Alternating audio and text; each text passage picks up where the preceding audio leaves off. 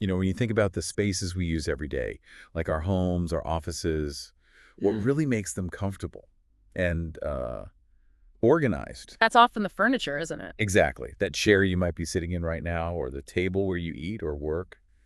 These things are, well, they're fundamental. Oh, absolutely. And furniture isn't just about function, you know? It says a lot about our tastes, our needs, maybe even what we aspire to. Yeah, a good piece can totally change the feel of a room, It influences how we feel in that space, sometimes in ways we don't even notice. which actually leads us right into our deep dive today. We've got some material here that focuses on the everyday English we use when we talk about furniture. Right. Simple stuff on the surface, maybe. Maybe, yeah. But our mission here is to go a bit deeper than just definitions. We want to equip you with really practical words, some useful phrases you can use right away. Like if you're out shopping or maybe moving house. Exactly. Or even just describing your own place. We're aiming for something concise, but really useful. Mm, Okay, let's get into it. sounds good. So let's start with some basics. The source material highlights 5 key pieces. First up, the sofa. Ah, the sofa. Yeah. More than just a big seat, right? Definitely. It's often the heart of a living room, Yeah. where people gather, relax. The example sentence is simple. We bought a new sofa for the living room. A classic example. Okay, what's next? Then we have the desk. Right, the desk. Not just a flat surface, but like your zone for work or study. Or creativity, yeah. Like the example, I kept my laptop and books on my desk. It's that personal workspace. Your command center, sort of. Got it. Following that is the dresser. This is specifically for clothes, really. Helps keep things organized. Ah, crucial for avoiding wardrobe chaos. Exactly. The example given is, I put all my t-shirts and socks in the dresser. Just makes finding things easier. Definitely. Okay, number 4. The bookshelf. And it's more than just holding books, isn't it? Yeah, it's like a display case for your interests, almost. Like the sentence says, my bookshelf is full of novels and magazines. It can tell you a bit about someone. True. And the last of the core 5, The dining table.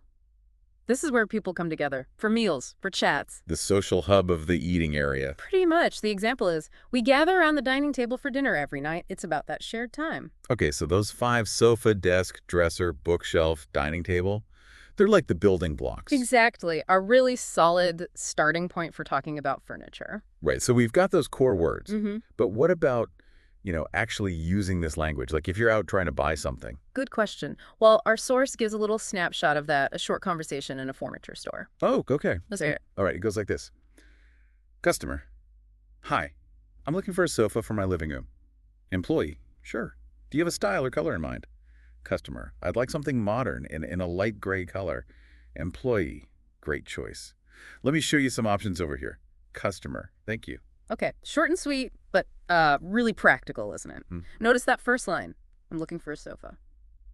Just straight to it. Exactly. Super clear. The salesperson knows immediately what you need. No messing around. Yeah, cuts right to the chase. And then the employee asks, do you have a style or color in mind? Which is smart, right? Because there could be hundreds of sofas. Totally. It helps narrow things down based on what the customer actually wants, their vision. Precisely. It shows they're trying to help efficiently, not just overwhelm you with choices. And that last bit from the employee, let me show you some options. It's like, okay, now we're getting somewhere. Yeah, it moves the conversation forward. It's helpful, encouraging, suggests the next step is happening. So even in that tiny exchange, you see those basic words being used in a real situation. Definitely.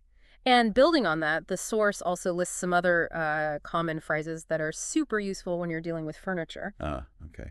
More practical stuff. Yeah, things you'd actually say. For instance, I need a new bed for my bedroom. Again, just stating what you need. Simple, direct. Makes sense. Or maybe you're trying something out in the store. This chair is very comfortable. Oh yeah, giving that immediate feedback. Important for chairs. Absolutely. Or if you like the style but not the finish. Do you have this in another color? Key question for matching things up at home. Mm-hmm. And the unavoidable one. How much does this table cost? I always got to ask that one. And then thinking about getting it home, especially if it's big. Can it be delivered to my home? Crucial logistics question. Good point. So these phrases, they really help you, communicate what you need and find out the important details. Okay, so we've covered the basic words, seen them in a dialogue, and got some handy phrases. What else does the source offer? Well, it adds a few more useful terms to broaden our vocabulary a bit. Okay, like what? Things like armchair. Ah, different from just a regular chair. Yeah, it specifically has armrests, usually designed for comfort. Think like a cozy reading chair. Got it. What else? Coffee table. That low table you usually put in front of a sofa. Right, for drinks, books, remotes, all that stuff. Exactly. Then there's wardrobe. Isn't that just like a closet? Sort of. But a wardrobe is typically a freestanding piece of furniture, Yeah. a tall cabinet for hanging clothes, not built into the wall. Ah, okay, good distinction. Then nightstand. That little table next to your bed. Essential. For a lamp, your phone. Mm-hmm. And one last clarification the source makes. Couch is basically just another word for sofa. Ah, good to know. So couch, sofa, same thing, pretty much. Generally, yeah. People use them interchangeably. So knowing these extra words like armchair, coffee table, wardrobe, nightstand, it just helps you be more specific, right? Exactly. Whether you're describing your own place or telling a salesperson what you're looking for, it adds nuance. Makes sense. You mentioned we'd hear that dialogue again. Yeah, just to kind of reinforce those phrases in context. Let's play it one more time. Okay, good idea. Customer. Hi, I'm looking for a sofa for my living room.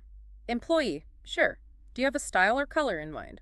Customer. I'd like something modern and in a light gray color. Employee. Great choice. Let me show you some options over here. Customer. Thank you. Yeah, hearing it again does help lock it in. Okay, so before we finish up this deep dive, I think you mentioned some bonus tips from the source material. That's right. These are less about the language itself, but more about the actual process of choosing furniture. Still really useful. Practical advice is always good. What's the first tip? Size matters. Seriously consider the size of the piece and crucially measure your room first. Oh, definitely. Avoid that nightmare scenario where the sofa doesn't fit through the door or just swamps the room. Exactly. Measure twice, buy once kind of thing. The next tip is about quality and comfort. Makes sense. You want something that lasts and feels good to use. Right.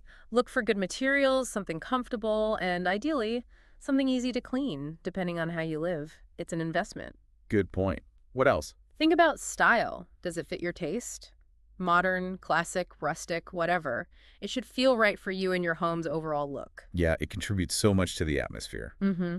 And that leads back to the last really practical tip. Mm. Always, always measure the room before you go shopping. You mentioned measuring the piece. Yeah. This is measuring the actual space. Exactly. Know your room's dimensions. It saves so much hassle later on. Stops you even looking at things that just won't work. Smart. So these tips kind of tie it all together.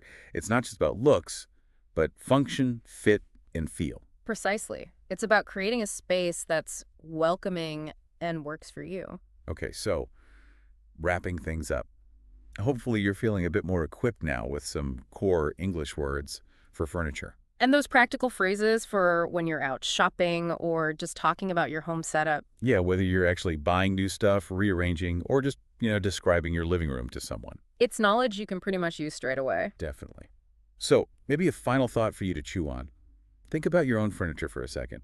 Is there one piece that you feel really reflects your personality? Ooh, interesting question. Or maybe one piece that just perfectly meets your needs right now for, say, comfort or keeping things organized? It's funny how these everyday objects kind of tell our story, isn't it?